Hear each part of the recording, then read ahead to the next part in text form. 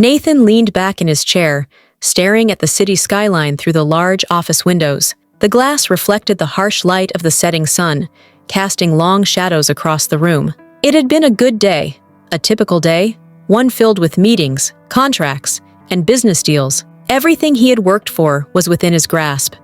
His empire was strong, his future secure, but tonight, something felt off. His phone buzzed on the desk. An unfamiliar number flashed across the screen. He hesitated, then answered. "Mr. Brooks?" A woman's voice broke through the line, soft yet filled with urgency. "You don't know me, but we need to talk." Nathan's brow furrowed. "Who is this?" The woman paused before speaking again. "My name is Emma. I have something important to tell you about your daughters." The words hit him like a punch to the gut. "Daughters?" His mind raced, confusion and disbelief flooding his thoughts. "I think you're mistaken," Nathan said, trying to steady his breath. "I don't have any daughters." The woman on the other end of the line sighed. "You might not know them, but they know you. You've been a part of their life, in ways you can't imagine.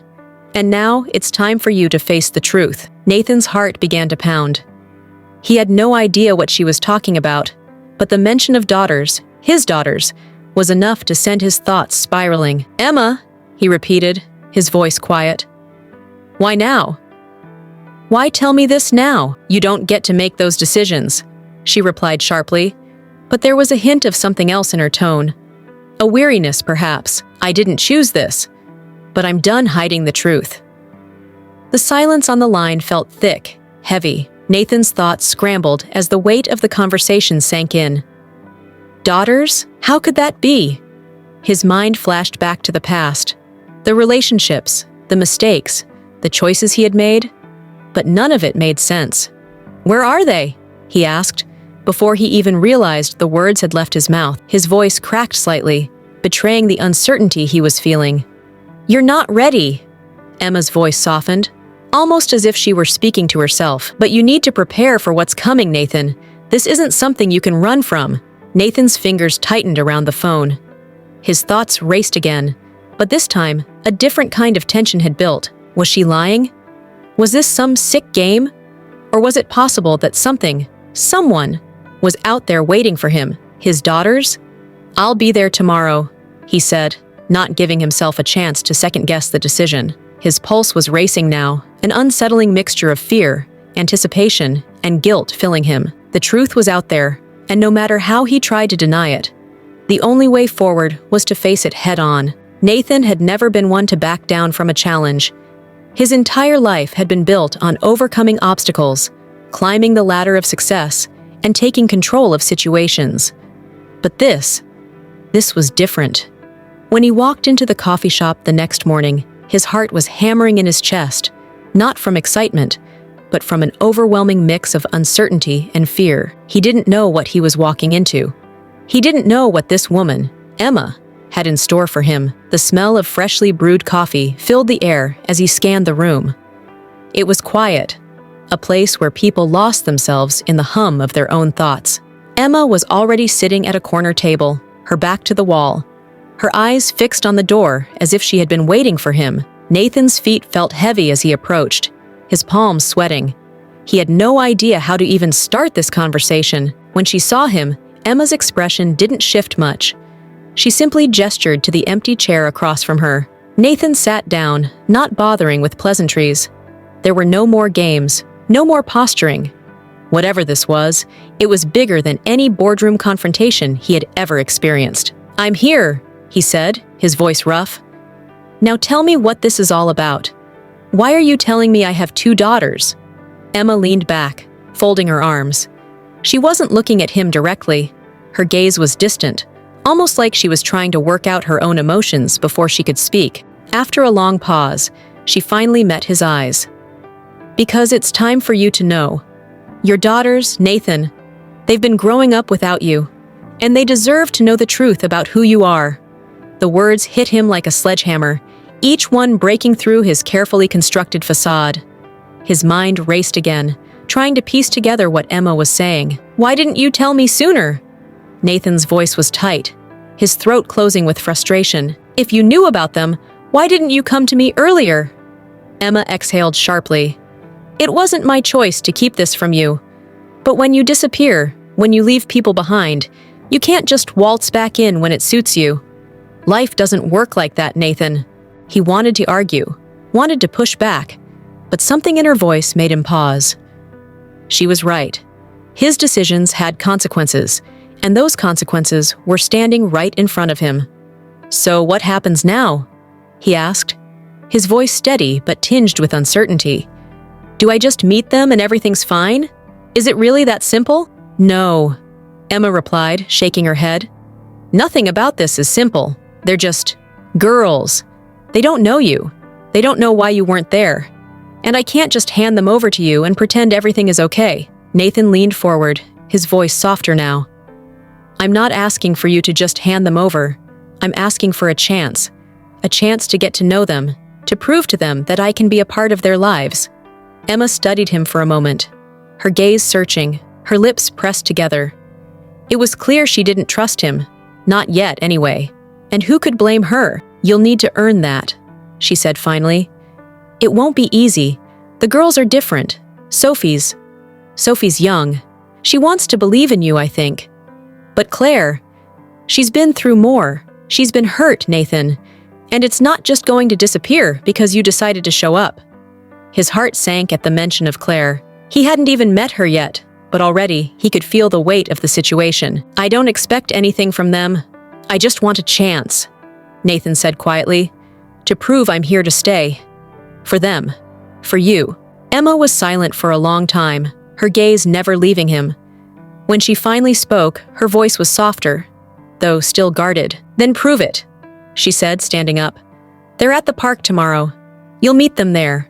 Nathan stood too, his heart racing again. This was it. The moment where everything changed. No more pretending. No more hiding from the consequences of his past. Tomorrow, he would meet his daughters. Tomorrow, he would take the first step towards something he wasn't sure he could fix. But he had to try. The next day, Nathan's nerves were at an all-time high. He had never been one to back down from a challenge. But this was something he had never prepared for. The idea of meeting two girls he didn't know, his daughters, was almost too much to process. As he pulled up to the park, he saw Emma standing near the entrance. She was watching him with her arms crossed, waiting. He took a deep breath and stepped out of the car, his heart pounding in his chest. Emma didn't say a word as he walked toward her, just gestured for him to follow her into the park. They walked in silence for a few moments, and Nathan couldn't help but notice the tension in the air. It was thick, like the calm before a storm. Are they here yet? Nathan asked, his voice steady but betraying his unease. Emma gave him a quick glance before nodding. They're around. They've been playing soccer. Sophie's good at it. She'll probably drag you into a game if you're not careful. Nathan chuckled, though it didn't quite reach his eyes. I'm more of a watcher these days, but I'll try not to disappoint her. The park was bustling with families, kids running around, and the laughter of children echoing through the air. As they neared a group of kids kicking a soccer ball around, Nathan's gaze immediately locked on two girls standing at the edge of the field. One was bouncing on her toes, laughing, full of energy. The other stood with her arms crossed, her expression serious, as though she was analyzing everything around her. That was Sophie and Claire. Sophie noticed them first. She ran up to Emma and Nathan, her face lighting up. "Mom, look, I scored a goal!" she exclaimed, her voice high-pitched with excitement. She was all smiles, a whirlwind of energy. Nathan watched as Emma smiled warmly at her daughter, her eyes softening for a moment before returning to him. "This is Sophie," Emma said, her tone still cautious but less tense. "She's the social one." Sophie didn't wait for introductions. She grabbed Nathan's hand eagerly. "Are you going to play soccer with us? We need one more person on the team. I'm the best at scoring goals." Nathan felt a pang of guilt at her enthusiasm, but he smiled, bending down to her level. "I'm not sure I'm as good as you, but I'll give it a try." Sophie grinned, pulling him toward the field. But just as quickly, she stopped, noticing that her sister hadn't moved. Claire was standing off to the side, watching the interaction with a disapproving look on her face. Nathan's smile faltered, and he turned toward her. There was something about her that instantly struck him, something more guarded, more cautious than her sister. Emma gave a small, almost imperceptible nod. "Go talk to her," she said quietly. Nathan hesitated, but then nodded.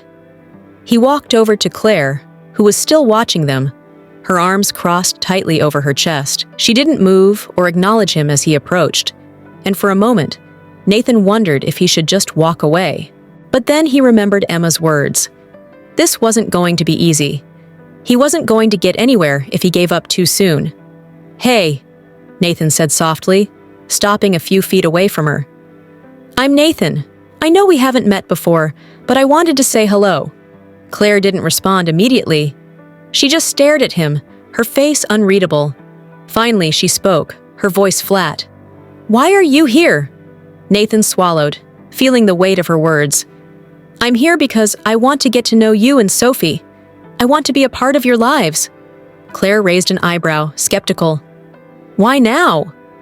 Why didn't you come before?" The question hit him hard, and Nathan took a deep breath. This was it, the truth. He couldn't hide from it anymore. "I didn't know about you," he admitted quietly. "I didn't know you existed until recently. But now that I know, I want to make things right. I want to be here for you, for both of you." Claire's gaze softened for just a moment, but she quickly masked it with a cool expression. "I don't need anyone to make things right." Nathan nodded, understanding her reaction. He couldn't expect everything to change in one conversation. "I get that. But I'm not going anywhere, Claire. I just want a chance to be a part of your life." For a long moment, Claire said nothing, her eyes not leaving him. Finally, she spoke again, her voice barely a whisper. "Okay, but you better not mess it up." Nathan's heart swelled with something he hadn't expected. Hope.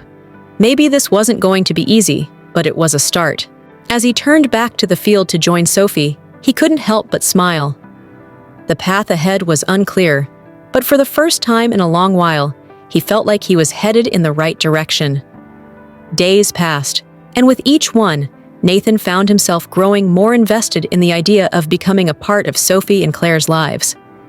He was determined not to rush things, but also knew that he couldn't let fear keep him from trying. He needed to be patient, something he'd never been particularly good at. But when it came to his daughters, he had to learn. Emma had been giving him space, not out of indifference, but because she knew that he had to prove himself, not just to her, but to the girls, especially Claire. Sophie, with her enthusiasm, was easy to win over. But Claire was different. She had a wall built up so high that Nathan sometimes wondered if he'd ever be able to break through. It was a Tuesday afternoon when Nathan received the call from Emma. "Claire's been complaining about chest pain. We're taking her to the doctor," Emma said, her voice strained. Nathan's heart sank. Claire had always been the quiet one, and he couldn't shake the feeling that something had been off with her lately. "I'll meet you there," he said, his words more urgent than he intended. When he arrived at the doctor's office, he found Emma sitting in the waiting room, her face pale and anxious. She stood when she saw him, her eyes immediately searching his face for any sign of reassurance. "I didn't want to worry you," Emma said, her voice trembling slightly. "But she's been really tired lately, and today she collapsed at school. The doctor thinks it might be something with her heart. It could be nothing, but I don't know, Nathan. I'm scared." Nathan's stomach twisted in knots. He stepped forward, his hand on Emma's shoulder. "We'll figure this out. I'm here. We'll get through this." Just then, the nurse came out, and Emma quickly stood. "They're calling us in." Nathan followed closely behind, his mind racing. He had no idea what was going on with Claire, but he knew that he couldn't let her face it alone. In the sterile examination room, Nathan sat quietly beside Emma, trying to find words that would ease the heavy silence. Claire was lying on the table, looking pale and small in her hospital gown. Her eyes met his, and for a moment, Nathan saw a flicker of uncertainty in them. "I'm not going anywhere, Claire," Nathan said gently, his voice low. "You're gonna be okay. I'm here for you, whatever happens." Claire didn't respond right away. Her eyes were fixed on the ceiling as she turned her head slightly, avoiding his gaze. But then, after a long pause, she spoke. "You don't have to stay." Nathan felt a pang of sorrow at her words, but he didn't let it show. "I'm staying because you matter to me, Claire. You and Sophie both do. This isn't just about being your dad. It's about being there when you need someone. And right now, I'm here." The door opened and the doctor walked in, interrupting the moment. After a quick checkup and a few tests, the doctor turned to them with a reassuring smile. "It looks like it's a minor heart condition. Nothing too serious. She'll need to avoid overexertion and take it easy for a while. But with proper care, she'll be fine." Relief washed over Nathan, and he could see the same wave of comfort settle over Emma. Claire, though, didn't react. She just nodded, her expression still guarded. When they left the doctor's office, Nathan stayed close to Claire, watching as she slowly made her way to the car. Emma walked a few steps ahead, but he knew she was just as worried as he was. Claire had been quiet ever since they left the doctor's office, and Nathan couldn't help but wonder if she truly believed that everything would be okay. As they arrived back at Emma's house, Claire went straight to her room without saying a word. Sophie, on the other hand, was bouncing around excitedly, not fully understanding the gravity of the situation. She seemed to have a way of lightening the mood even in the darkest times. Nathan sat with Emma in the living room, their conversation low and steady, though the weight of the situation still hung in the air. "I'm sorry I wasn't there earlier," Nathan said, his voice sincere. "I never meant for things to turn out this way." Emma shook her head, her expression softening. "You can't change the past, but I'm glad you're here now. The girls, they need you, especially Claire." Nathan knew that Emma's words were the truth. Claire wasn't going to forgive him just because he showed up. She needed time, and he would give her that time. But there was one thing he was sure of. He was never going to leave. Not again. Later that evening, he went to check on Claire. Her door was slightly ajar, and he knocked gently before stepping inside. She was sitting on the edge of her bed, her eyes fixed on a book she wasn't really reading. "I wanted to check on you," Nathan said, his voice soft. "How are you feeling?" Claire looked up, her expression unreadable. She didn't respond right away, and Nathan could sense the wariness in her. He took a step closer, but still kept a safe distance, giving her the space she needed. "I'm okay," she said after a moment, her voice quiet. "I guess." Nathan sat down in the chair by the window, facing her. "You don't have to say anything, but I want you to know that I'm not going anywhere, no matter what." Claire didn't look at him, but Nathan could tell that her walls were slowly starting to come down. "You'll probably mess up," she said softly, "but I guess you can try." Nathan smiled slightly, his heart swelling. "I'll keep trying, Claire. I promise." As he left her room that night, Nathan felt a sense of relief wash over him. He knew it wasn't going to be easy, but for the first time, he felt like there might actually be a chance for him to be the father they deserved.